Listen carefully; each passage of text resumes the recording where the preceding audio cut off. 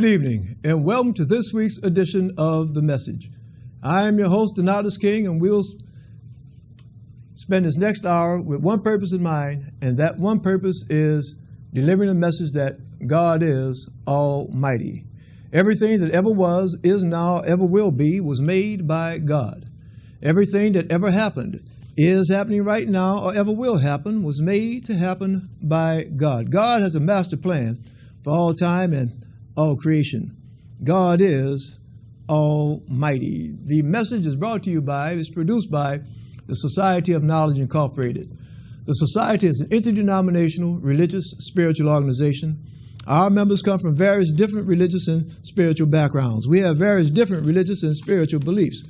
Although we come from different backgrounds and have different beliefs, there's one belief that we share. There's one piece of knowledge that we hold in common, and that's the knowledge that there is a being. By no matter what name we may have been taught to call that being, by no matter what name we may have come to know that being, whether that name be God, Allah, Yahweh, Jesus, Allah, Jehovah, Buddha, nature, by no matter what name, we know that there is a being that possesses not some of the power, not most of the power, but all of the power. We know that there is indeed an almighty being. That's the reason we do the show, and the only reason we do the show, to deliver the message that that being that personally I call God, that being is indeed almighty. Today is April you see I'm doing a little bit technical stuff here, and I welcome those of you that are watching by Facebook. Today is April the 11th, 2019. I remind that fact because tonight, as we are on most Thursdays, we are live. And I remind that fact because this show is an open discussion. It's a two-way conversation. Those of you that are watching on Facebook, and that's what you see me doing right now, I'm trying to make sure that we get our equipment correct here so that I can see any comments that are coming through. If you're watching by Facebook, I invite you to join the discussion, share your comments. And I don't know right now if I'm not picking it up as far as coming through that, and let's see and make sure that we are coming through live. And maybe I'm just not.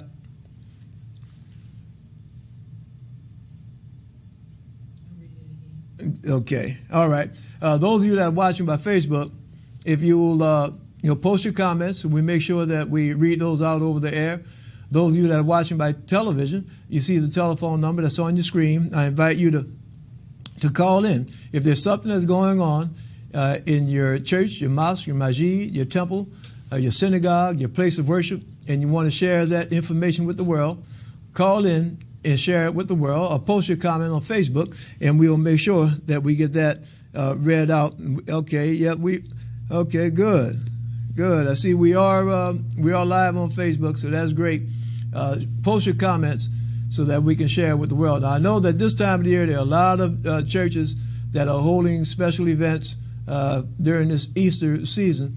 So if there's something that's going on in your church, take and post your comment on Facebook or call in and share that information with the world. If there's something that's going on in your nonprofit organization, we invite you to do the same thing. Share your information share it with the world. And let's see. We want to make sure we're still streaming with our audio. Okay. All right. We want to see what's happening. It sounds like our audio might not be coming through. But things happen. Is moving on. More important than what's going on in your nonprofit organization, more important than what's going on in your place of worship, if there's something that God has done for you in your life, a miracle that God has worked in your life, I invite you to share that testimony. Let folks know that God is still working miracles in the year 2019, April 11th, 2019. God is still working miracles. So if God has worked a miracle in your life, share your testimony. Maybe someone that's in need of a miracle right now, someone that's in need of knowing that God is indeed still working miracles. So share your testimony with the world. All right, we're gonna move through, and we have some announcements, and then after announcements, we'll go into our discussion, religious spiritual study. For the past several weeks, we've been speaking about Easter and the thrill of victory, the agony of defeat. So we'll continue that discussion. Tonight, we're going to talk about the ultimate agony, and the subtopics will be rejection, coming out of the book of Matthew, chapter 27, verses 11 to 26. Torture, coming out of the book of Matthew, again, chapter 27, verses 27 to 44. Forsaken, book of Matthew, chapter 27, verses 45 to 46. And then death and submission, coming out of the book of Matthew, chapter 27, verses 57 through 54. I'm going to ask, again, if you have any comments, particularly if you have any feedback as far as if there are any audio problems, any video problems, those of you that are watching by Facebook, please let us know.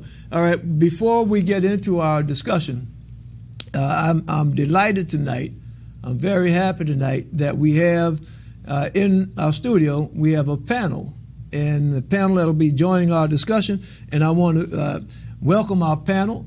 Good evening. Good evening. Good evening.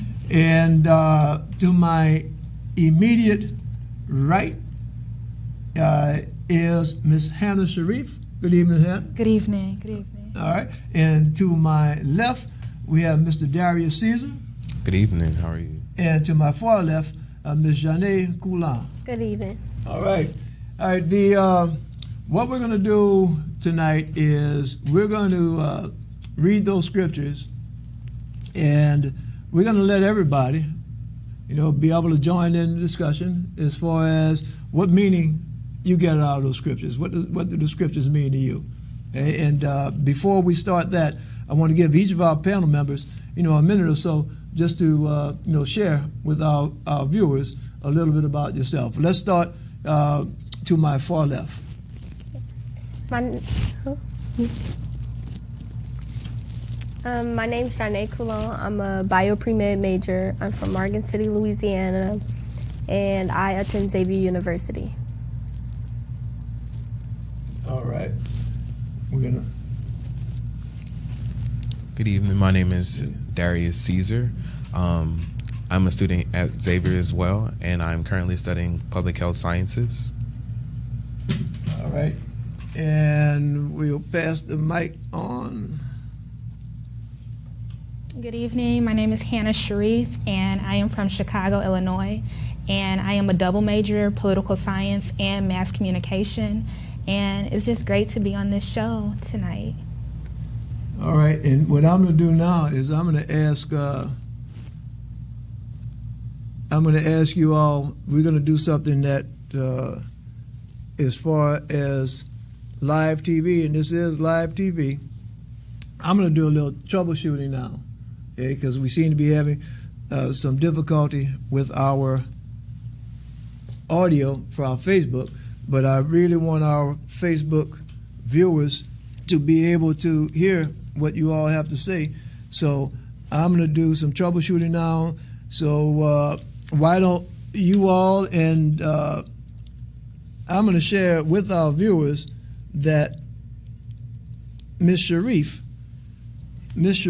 actually is an intern that's working with us, and she, as I said, she's an intern working with us, and she is going to be working with us, helping us to organize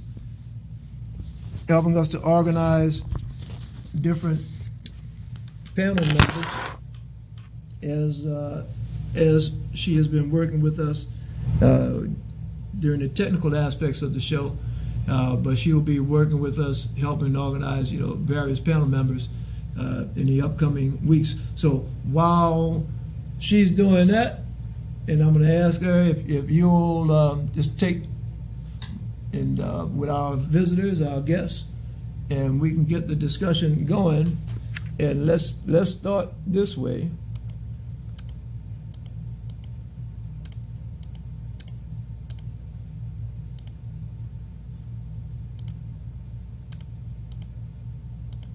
All right. Okay.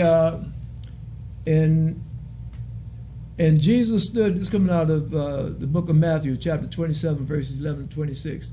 And Jesus stood before the governor, and the governor asked him, saying, Art thou the king of the Jews? And Jesus said unto him, Thou sayest.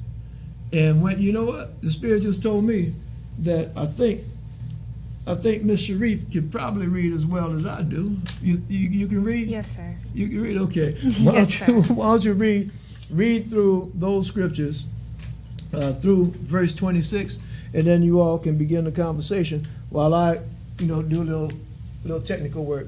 This is live TV now, so you're seeing things here that you may not see normally. And when he was accused of the chief priests and elders, he answered nothing. Then said Pilate unto him, Hearest thou not how many things they witness against thee? And he answered him to never a word, insomuch that the governor marveled greatly. Now at that feast the governor wont to release unto the people a prisoner whom they would, and they had then a notable prisoner called Barnabas. Therefore, when they were gathered together, Pilate said unto them, Whom will ye that I release unto thee, Barnabas or Jesus, which is called Christ? For he knew that for envy they had delivered him. When he was set down on the judgment seat, his wife sent unto him, saying, Have thou nothing to do with that just man, for I have suffered many things this day in a dream because of him. But the chief priests and elders persuaded the multitude that they should ask Barnabas and destroy Jesus. The governor answered and said unto them, Whether of the twain will ye that I release unto you? They said, Barnabas. Pilate said unto them, What shall I do then with Jesus, which is called Christ? They all say unto him, Let him be crucified. And the governor said, Why, what evil hath he done? But they cried out the more, saying, Let him be crucified. When Pilate saw he could prevail nothing, but that rather a tumult was made, he took water and washed his hands before the multitude, saying, I am innocent of the blood of this just person. See ye to it. Then answered all the people, and said, His blood be on us and our children. Then released he Barnabas unto them, and when he had scourged Jesus, he delivered him to be crucified. And so the message for today is, we talk about rejection. And so I would just like to ask our panelists, our two students from Xavier, from the scriptures, from 12 to 26, what have you experienced in your life that made you feel rejected, as we can relate to Jesus during this time as Palm Sunday comes on this Sunday?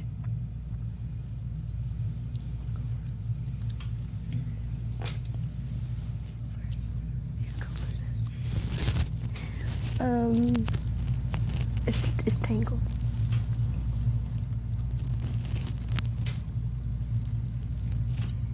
Okay. Last semester, I can say I felt rejected when I didn't do my best in school that I could have. I feel like it was more so my fault and the company I kept. So I feel like I was part of the reason why I was rejected. I didn't get to take part in a lot of the ceremonies I see my friends were taking part in today, yesterday. And even when we had the ceremony at school for Black History Month and everyone was getting honored, I felt like I was rejected, but I had no one to blame but myself. But God brought me through that. I feel this semester I've been able to talk to him more, and my grades are looking a whole lot better, and I feel like I have a better connection with him. So throughout my life, I've experienced a lot of times with rejection, but recently, it's always been told to me that your friend groups will change. So as you go through life, you don't mature at the same rate as those around you. So that's especially being around certain environments, that's what produces you. So I've always been taught, do the best you can and give back to when you are at that level that you need to be. So I've always made sure that I put myself in a position where I strive for excellence. And so striving for excellence for me isn't striving for excellence for my friends. Striving for excellence for my friends may be simply working at Walmart the rest of their lives, which nothing is wrong with that. But I always make sure that I can do the best, and especially taking what I've been given, because my parents work extremely hard for me to get where I am. So I'm making sure that I give back to them especially. So I've always maintained a relationship with God, a relationship in church. And with that, I've noticed that my life has improved drastically. I've been put into places that I've never imagined. I've been put into opportunities that I've never imagined. Even though I haven't received full acceptance for getting to certain things, I know for a fact that without this journey in my life, I wouldn't have the experiences that I have to have the mindset that I'm at currently. And I know that relationship is something that's fundamental, and I feel that all of us should have. All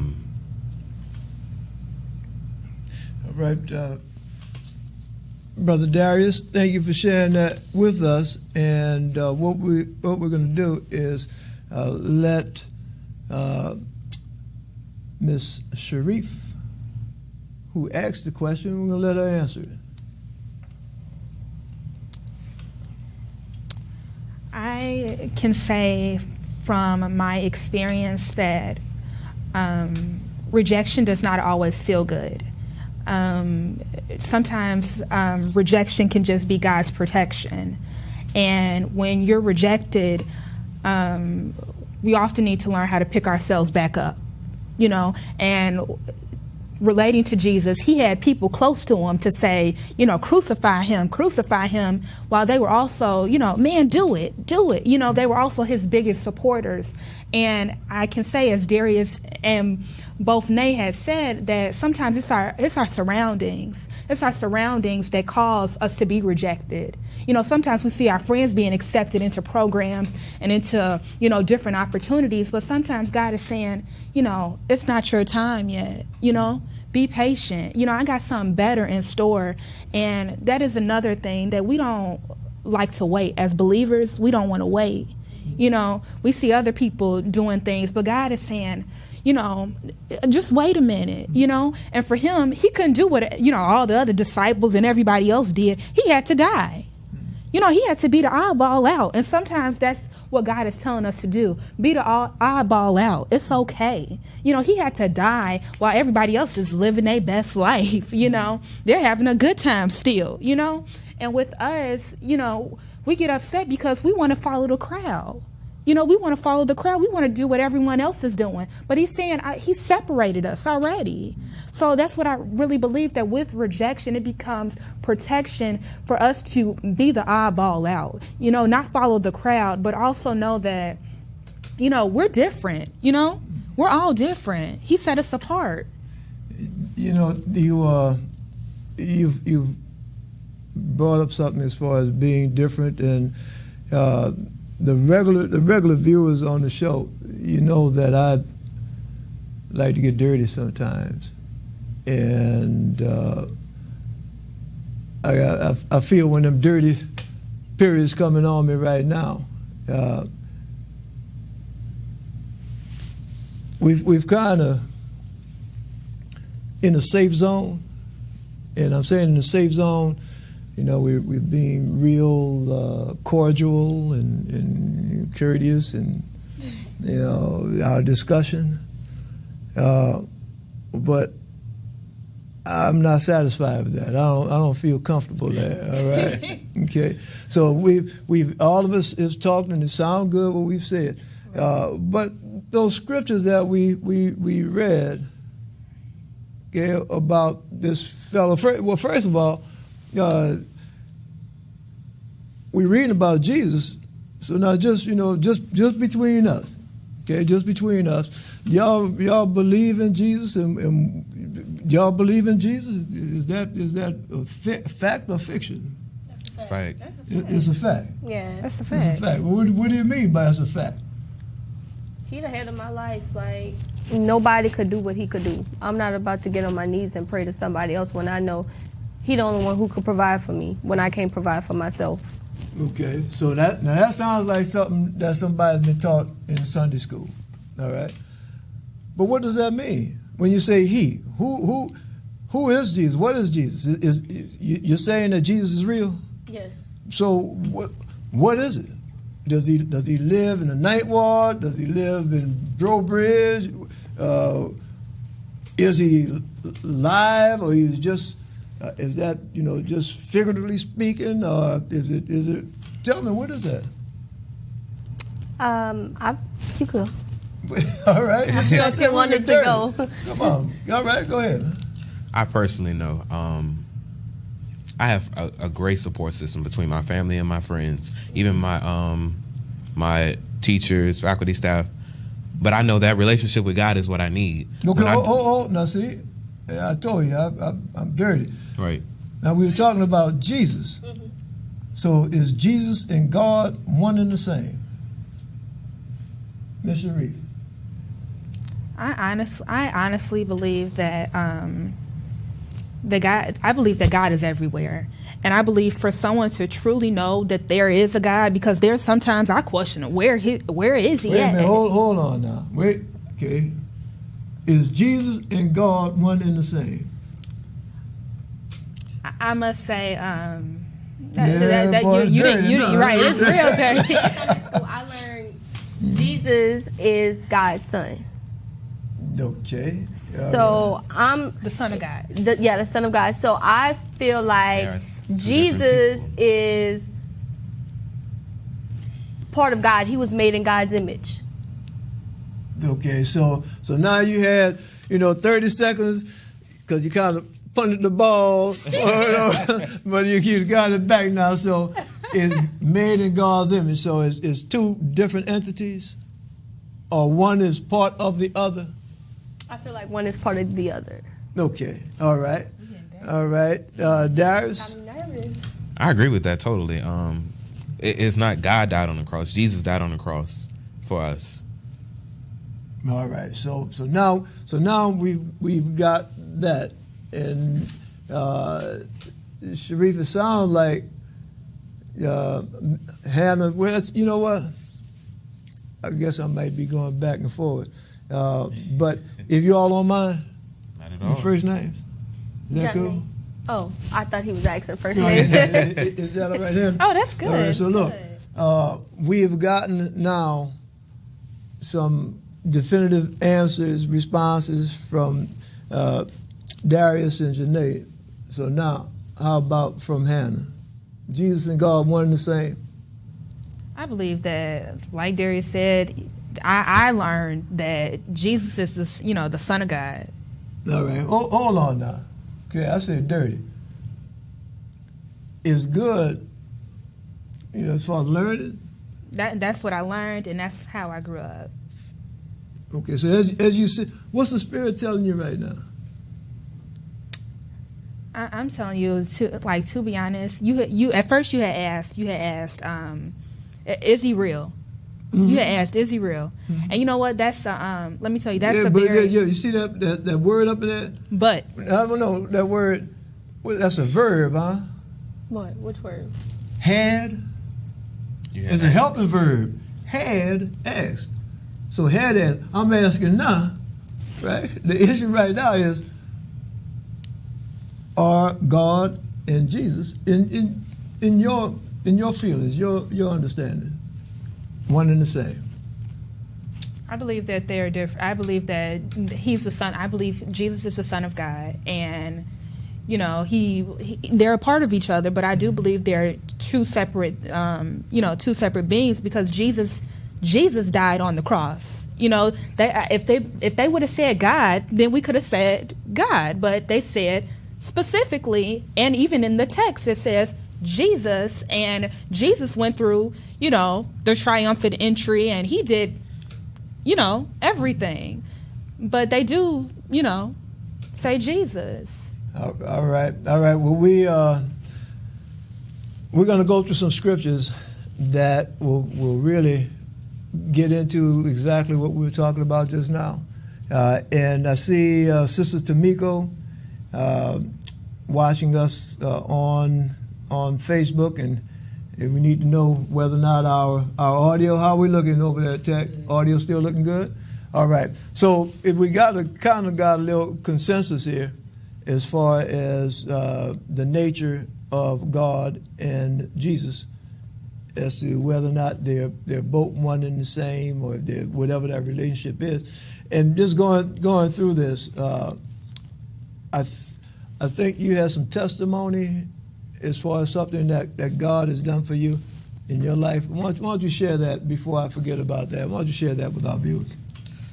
So recently, it's been a rough time. So like Johnny as well, I had a very rough first semester. I was like, I'm down and out of the count. I don't know if the whole college thing is for me. Not even college thing, is family issues, friend issues. I'm like, this is just becoming a burden that I simply just can't carry. I cannot go on. And I'm like, I need to continue talking to God. I had stopped going to church at this point. I was lollygagging, going out. I'm like, this is not what I can do. I have to go to God. I began praying again. I began going to church, and I'm like, I'm begging God at this point, can you please just let me go on forth? At this point, I don't know what's right, what's wrong, what I should and should not do. Can you give me something? And I eventually had to learn there is no right way.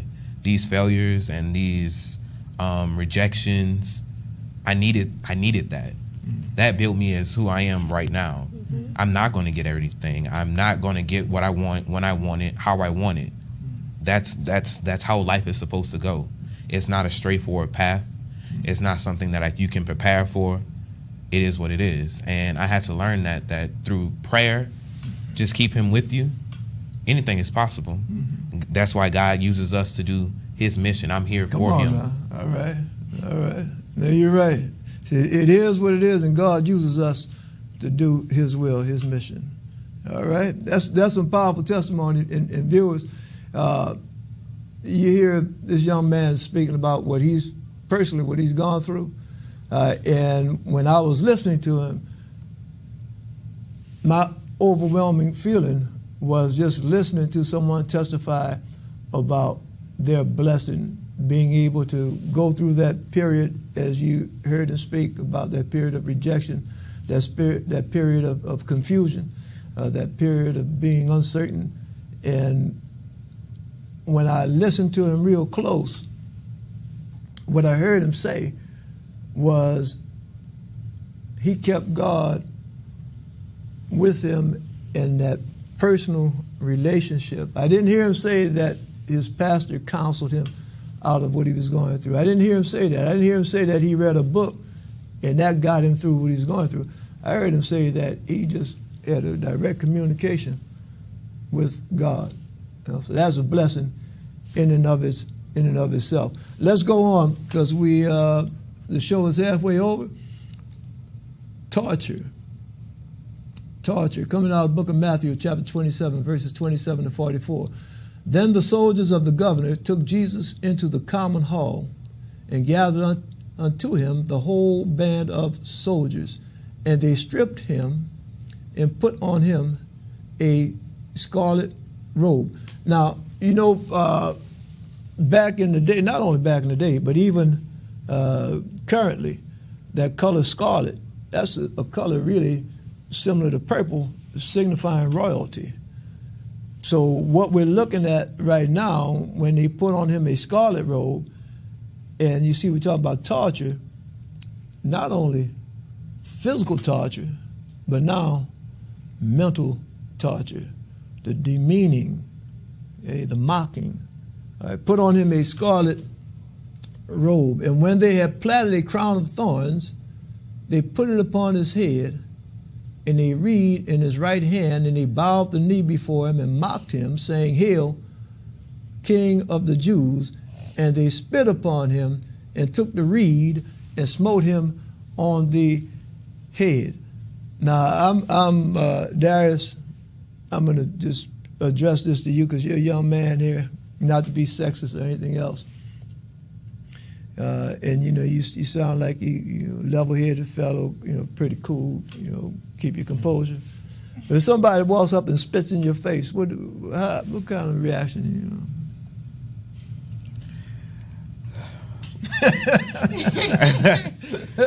Yeah.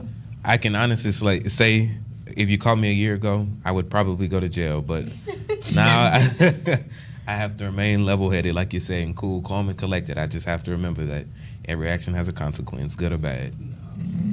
All right. Okay. Now I see your knee kind of shaking there a little bit. Yeah. I had a recent experience, a real recent experience. All right. Okay. So what is it about spitting in somebody? Spitting and say what they spit. Somebody spit on you. What is? That's disrespectful. Okay. Those are fighting. Okay, it's fighting. You put your bodily fluids on me, like in a disrespectful way. That's very. You gotta fight. Yeah, it's demeaning. Yeah. To the ground, so I'm basically the ground. Right. All right. Okay, say we have Morgan sitting off camera, So spitting, and when you're in a position of somebody spitting on you, how does that make you? What kind of emotion are you experiencing? Particularly when you're outnumbered, when folks are holding on to you and you can't move around. You basically degraded me. Like I'm nothing. I'm worthless. So that breaks down your. I'm not gonna say self-esteem, but like you making me feel like I'm nothing to you, like I'm just some type of rodent. No, you don't spit on nobody. All right, but we're reading this about what Jesus went through.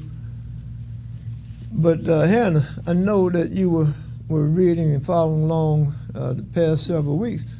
We're talking about folks that are spitting on him, but the week before, what were they doing?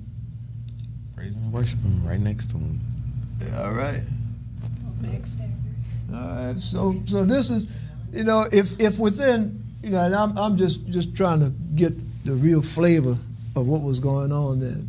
So you have 1 week, they're praising him, saying Hosanna, the Son of David. That's how it be. Praising him. Mm-hmm. And then now, this following week, they're spitting on him. Right. Some of us got friends like that. Come on now. All right. Come on Some now. of us got friends like that. What better tell it? All right. So, They talk about you the next minute, and then we cool. We going out. All right. It's the same flavor. All right. So this is something that I've read about Jesus and a lot of folks that hold Jesus in high esteem, and some folks even say that he is God.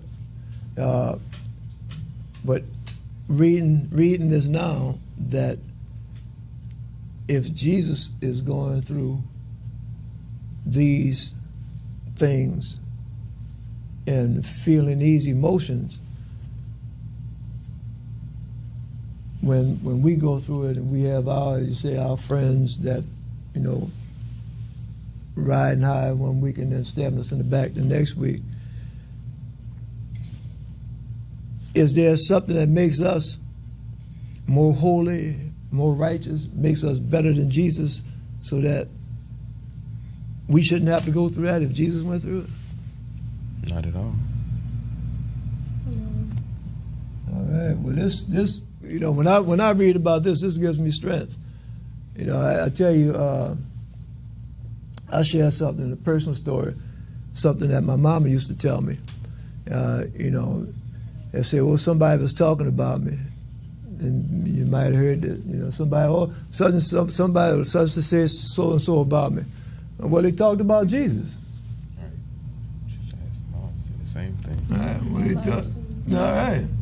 All right. That's what they call mother with. All right. So they spit upon him and took the reed and smote him on the head. Now you said, Janae, you talked about being, degrading and making you feel powerless. Now that really is, you spitting on the fellow, slapping him, and all the rest of that. And after they had mocked him, they took the robe off from him and put his own raiment on him and led him away to crucify him. And as they came out, they found a man of Cyrene, Simon by name. Him they compelled to bear his cross.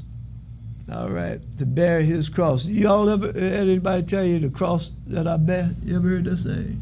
Yeah. Okay. Well, that saying comes from this verse. Jesus had a cross to bear, going up Calvary, carrying the same cross that he was going to be crucified on. But one thing that I get out of this scripture here, that along the way, God placed this fellow, Simon, to help Jesus carry his cross. So it might be sometime in our lives that we have a cross that we have to bear. It might be a cross, and let me understand, it might be a cross of addiction. You mentioned about going out and partying. That might be a cross that we got to bear for a while. Doing too much partying. You was getting ready to say something? I've heard a saying that says, "No cross, no crown." All We right. all got a cross, whether we say it or not. All right. We all got something. All right. Jeanette? I feel the same way as her. Like if God was put through, Jesus was put through this, and I feel like Jesus is made in God's image, and we're made in Jesus' image. So we can't worship somebody who hasn't been through trials and tribulations. Whoa. Listen to what she said. Look at the Spirit led her to. That we can't worship someone that hasn't been through trials and tribulations. So there was a plan that God had why Jesus was going through all this? Yes, to save us from our sins. Okay. All right. Now that's another show about the sins and saving from sins. We got about 30 more scriptures that we got to go through. But y'all can see how much time that we can spend in discussion, and it's good that we breaking through that level up here and getting a little bit deeper into it. But let's go on, and I'll just for viewers, just my understanding, my appreciation, what I get out of reading the scripture is that no matter what kind of cross that I might have to bear, God can always place some help there to help me bear that cross. All right, and if God could do it for Jesus, understand now, if God could do that for Jesus thousands of years ago, give him some help carrying his cross, God can do it for you today in the year 2019. All right. And when they will come unto a place called Golgotha, that is to say, place of a skull, they gave him vinegar to drink, mingled with gall, and when he had tasted thereof, he would not drink. Now look at this. Isn't this something? Now give somebody something false. Wait a minute. What? False hope. Give somebody something. You're thirsty. Here's something to drink. But it's filled with gall. And you know gall, maybe you don't, but gall is very bitter. Too bitter to drink. So now you've gotten your hopes built up, and you go think you're going to get some relief, and there's no relief there. You've been better off not even getting your hopes built up. Janae? Tying this in with past experience, I feel like not just me, but I feel like every college student, we get our hopes up, even when, you know, we probably deep down know, like say for instance a test, we'll be like, you know what, I crash course this, I'm gonna do good, and come to find out you failed it. But I feel like that ties back into rejection. It's in set order. It happened for a reason, you know, to go harder next time. All right. So I'm not saying technically to get your hopes up, but maybe it's for a reason why God put that in order for you to making you feel like you got your hopes up just to be let down, but it was for a reason. All right. One word: disappointment. Disappointment. That cup that I thought was going to relieve me, when I finally put it to my lips, I was disappointed. All right.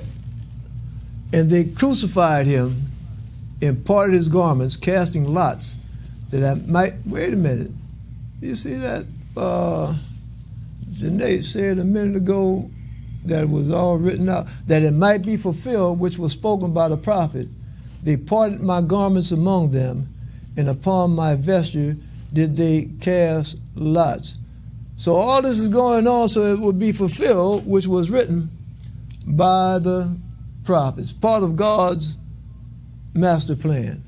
And sitting down, they watched him there and set up over his head his accusation written, "This is Jesus, the King of the Jews."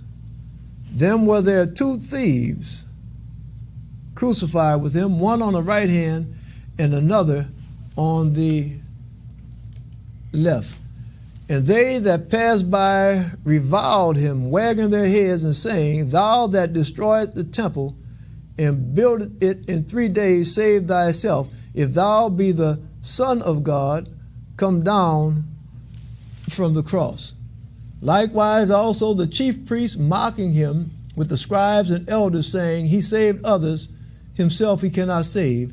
If he be the King of Israel, let him now come down from the cross, and we will believe him." Now, we got a lot of scriptures, but I got to take just a minute here. And this psychological torture that Jesus is going through right now, if you want, you know, and I open the question up if to the three of you, if you want, have you ever been subjected to that, either by friends, family members, or people that, you know, a big thing nowadays is this tormenting, this torture on social media. And I'd be hearing about it. It sounds crazy to me, but people be, you know, fighting over some words somebody said on Facebook or something like that. Yeah. Have any of you ever experienced any of that psychological torture? I know myself, bullying was a huge problem when I was younger. That's when social media kind of just started coming out and kids was experimenting, and I'm like, this isn't for me. I'm like, I can't do this. But I'm like, my friends are like, go ahead, get you a Facebook page or get you an Instagram. And I'm like, no. So I used to post stuff and all that, but that wasn't what I needed. I soon realized that those likes, those comments, those hateful words that people posted under my pictures and on my profile was like, I don't need that. That substance isn't fulfilling anything in my life. Isn't helping me, isn't gearing me towards doing anything or being successful at anything. And I had to learn that those words, I shouldn't let that hurt me. All right, view. Yep. I also think that oftentimes, even as I look on social media now, I would see, you know, sometimes Instagram models or, you know, the latest, you know, trends. And I'm like, you know, this is what I want. You know, this is what I need. And little do I know that's a form of mocking as well, because I'm not accepting of myself. You know what I'm saying? And it makes me think that sometimes it's not other people doing the mocking, it's me doing mocking to my own self. You know what I'm saying? Looking at how someone else looks and trying to copy that look, or trying to get my body to look like this, or my image to change because, I saw somebody else do it, so I think I can, do it as well. So I think that's a form of mocking as well, not always being, the person that's being bullied, but also, bullying ourselves to conform. So. All right. Viewers, look at what's going on here tonight. Okay, we're reading these scriptures, and we've heard comments about how what Jesus went through can be show us how we can cope with things. And now, sometimes it might be a little bit hard to make that connection with Jesus that, depending upon your beliefs, lived 2,000 years ago. But now we're hearing folks that are here live right now in the year 2019 that are testifying about things that they've been through. And, you judge for yourself. I mean, I'm sitting here with them. They're articulate, intelligent young folks. And when you hear these things they've been through, God having them here tonight testifying, you might be going through something yourself. And let me share something with you. I don't know them very well, but I know that if God can bring them through, that God can bring you through. So if you're going through something right now, whether it's something on some social media where folks are putting comments, or if something you're going through with your family, and those of you that are parents out there, parents can sometimes be bullies. God can make a way. Okay, God can make a way. We see how God had a plan for Jesus. The same way God had a plan for Jesus, God has a plan for each and every last one of us. Now, we're going to run. I'm going to be running now. Got about 30 scriptures to go through in the next 10 minutes. All right. Wait a minute. Look what it says. He trusted in God. Let him deliver him now, if he will have him. For he said, I am the Son of God. The thieves also, which were crucified with him, cast the same in his teeth. So now this is getting low. You got even thieves are making fun of him. All right. Forsaken and dead. Matthew chapter 27, verses 45 to 54. Now from the 6th hour there was darkness over all the land unto the 9th hour. And about the 9th hour Jesus cried with a loud voice, saying, Eli, Eli, lama sabachthani. That is to say, my God,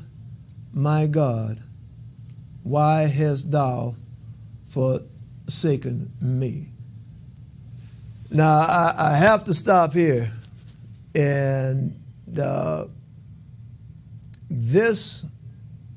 we speak about emotions, and we speak about Jesus Christ, the same Jesus that the scripture says raised Lazarus from the dead, that walked on the water, that made the blind see. That same Jesus looked at the emotion that he experienced. And these are the last words that he said on this earth. Look what it said. My God, why hast thou forsaken me? Okay, and forsaken means what? Abandoned. Turned your back. As great, powerful, knowledgeable, as close a relationship as he had with God. And the last words that he spoke on this earth, my God, why hast thou forsaken me? And I read that, and we've spoken tonight about going to church, about reading things and learning different things. But this was a relationship that Jesus had with his Father, and now he's saying, Father, you've turned your back on me. Now I'm not gonna make it personal to you all, but just in general, that experience, for a child to say and think that his parent has turned their back on. We read about the disciples, right? The disciples ran away when the soldiers came for him. Even his number one disciple, Peter, denied him. Said, no, I don't know the fella. So that's one thing for your friends to turn their backs on you.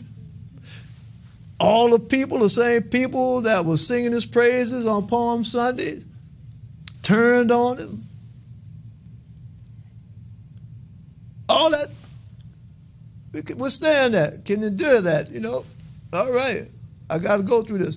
But now, he's at the point now where it's not his mom and daddy, it's not his disciples, it's not his friends, it's not his thousands of followers, but it's his God.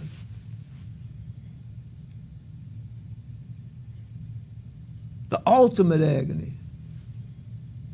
God has turned his back. Now that's got to be a low feeling. All his life he's been going around preaching, teaching about God. All his life. And now it's gotten to the point where everybody's turning their backs on him. Folks are spitting on him, hitting him, making fun of him. And it gets to the point. See, it don't say that, God, I know you got a plan for me and I'm going through this. He doesn't say that at the end. He says, my God, why hast thou forsaken me? So viewers, look, I'm going to be running in a minute, but just for, it may be some time, understand what I'm saying now. This is Jesus Christ that's hanging on this cross. That's Jesus Christ that's saying, my God, why hast thou forsaken me? In your life, it might be some time when you start wondering and start saying, God, look, you done turned your back on me. You might start wondering whether or not there is a God. All those emotions, the thrill of victory and the agony of defeat. But I'm going to have to run right now because they got some scriptures that's going to let us know exactly, yes, God does have a plan. He had a plan for Jesus. Even Jesus' words, why hast thou forsaken me? Even those words, part of God's plan. Some of them that stood there when they heard that said, this man calleth for Elias. And straightway one of them ran and took a sponge and filled it with vinegar and put it on a reed and gave him to drink. The rest said, let us see whether Elias will come to save him. Jesus, when he had cried again with a loud voice, yielded up the ghost. And behold, the veil of the temple was rent in twain from the top to the bottom, and the earth did quake, and the rocks rent. My God, why hast thou forsaken me? And the graves were opened, and many bodies of the saints which slept arose and came out of the graves after his resurrection and went into the holy city and appeared unto many. All right, this last segment of the show, and as you saw, it was titled Death and Submissions. The scriptures say that Jesus did what? He gave up the ghost. He cried out loud and gave up the Ghost. You know, people use that word ghost. Another word that folks use when they talk about the ghost is spirit. Gave up. Understand something here. At that moment when when Jesus gave up, Jesus was saying, look, I'm giving up the ghost. It's not my will, but thy will. It's submission to thy will. In our lives sometimes, understand what I'm saying, sometimes we have to be broken down. You understand? Sometimes we might our head gets swollen so big. We might get the biggest car that they have. We might get the biggest house that they have. We might have everybody saying how great we are, and we forget that it's not in our hands. Whatever we have, it ain't because of something that we did. It's because it's what? It's the will of God, the blessing of God. Sometimes we have to be broken down to bring us back to that true knowledge, that true peace, and knowing that, yes, God is in control, and knowing that God is indeed almighty. That gives me peace because I know that God does have a master plan. That plan might include me flying high one day and then crawling low the next. But God is in control. God has a master plan. As we wrap up, I want to thank our panel members, and we have maybe about 30 seconds apiece. Something that we want to share, and we started the beginning on my far left. We're going to start. Hannah, you have some closing remarks? I just want to say it was such an honor to be on the show. Just being, doing technical things for the show and actually being up front is just super amazing. It's such a blessing just to be here and to actually have my fellow Xavierites with me tonight. So, happy Easter, everyone. All right. Brother Darius. I just also want to thank you for this opportunity. I'm always down to discuss anything with God, and this has been an honor. All right. Sister Janae. Like my fellow Xavierites said, I would like to thank you for inviting us to the show and talking about God with us and seeing our point of views. It's good to see everyone's, different opinions about God and how he has brought them from their trials and tribulations. So I would like to thank you for that. All right. I thank all of you, and we're going to have them back on, and hopefully they'll accept the invitation to come back on. But until we meet again here next week, yes, God is indeed almighty. May God Almighty bless you and yours with peace.